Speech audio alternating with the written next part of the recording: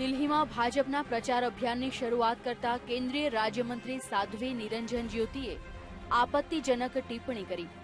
એક સભાને સંબોધતા તેમણે કહ્યું કે મતદાતાઓએ રામજાદાઓ અને હરામજાદાઓમાંથી કોઈ એકની પસંદગી કરવાની છે। પશ્ચિમી દિલ્હીના શ્યામનગરમાં એક રેલીને સંબોધતા યુપીના ફતેપુરથી ભાજપના સાંસદ નિરંજન જ્યોતિએ મતદાતાઓને કહ્યું કે આપને નક્કી કરવાનું છે કે દિલ્હીમાં સરકાર રામજાદાઓની બનશે કે હરામજાદાઓની। બાદમાં એક ન્યૂઝ ચેનલ સાથેની વાતચીતમાં સાધ્વીએ પોતાના નિવેદનથી પીછે હટવાનો ઇનકાર કરી દીધો। તેમણે કહ્યું કે મેં કંઈ જ ખોટું નથી કહ્યું। દેશ સાથે ગદ્દારી કરનારાઓને બીજું શું કહીશું? મેં કોઈનું નામ નથી લીધું તો પછી કેમ કોઈને આપત્તિ થઈ રહી છે? મોદીજીને મોતના સોદાગર કહેવામાં આવ્યા હતા, શું તેના પર કોઈએ માફી માંગી હતી?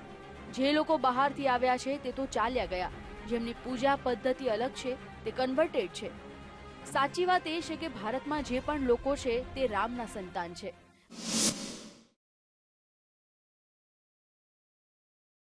कौन क्या है, किसका धर्म क्या है, ये उसका अपना ज़ाती मामला है। अब उसमें किसी को मुदाखलत करने की कोई आवश्यकता नहीं। और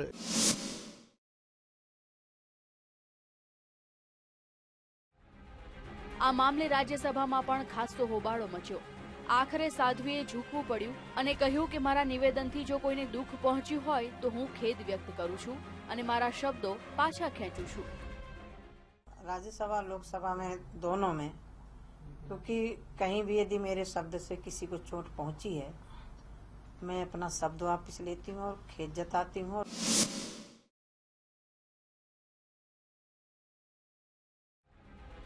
સાધ્વી નિરંજન જ્યોતિએ તેમના શબ્દો પાછા ખેંચ્યા બાદ પણ વિરોધી પાર્ટીઓ આ મામલે જતું કરવા તૈયાર નથી અને જે પ્રકારના શબ્દોનો તેમણે ઉપયોગ કર્યો છે તેના માટે માત્ર માફી માંગવાથી કામ ન ચાલે તેમ જણાવી રહ્યા છે।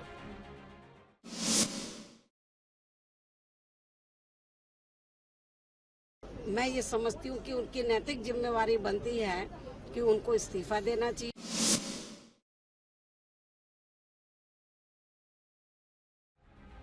તો ભાજપના નેતા વેંકૈયા નાયડુએ કહ્યું કે સાંસદે પોતાના નિવેદન પર માફી માંગી લીધી છે તો પછી શા માટે આટલો હોબાળો મચાવવામાં આવી રહ્યો છે? તેમણે તો ત્યાં સુધી કહી દીધું છે કે કેસ કરવો છે તો જાઓ કેસ કરી લો।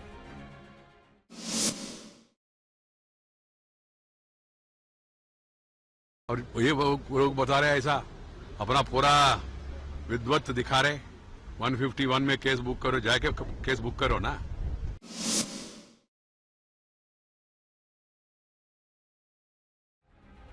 સાધ્વીના નિવેદનને લઈને હાલ ભાજપ બેકફૂટ પર જણાઈ રહ્યું છે। ખુદ વડાપ્રધાન મોદીએ તેમના સાંસદોને સમજી વિચારીને નિવેદન આપવા સલાહ આપવી પડી છે। ત્યારે જોવું રહ્યું કે વિરોધી પાર્ટીઓ આ મામલાનો છેડો મૂકે છે કે નહીં। Bureau report, VTV news.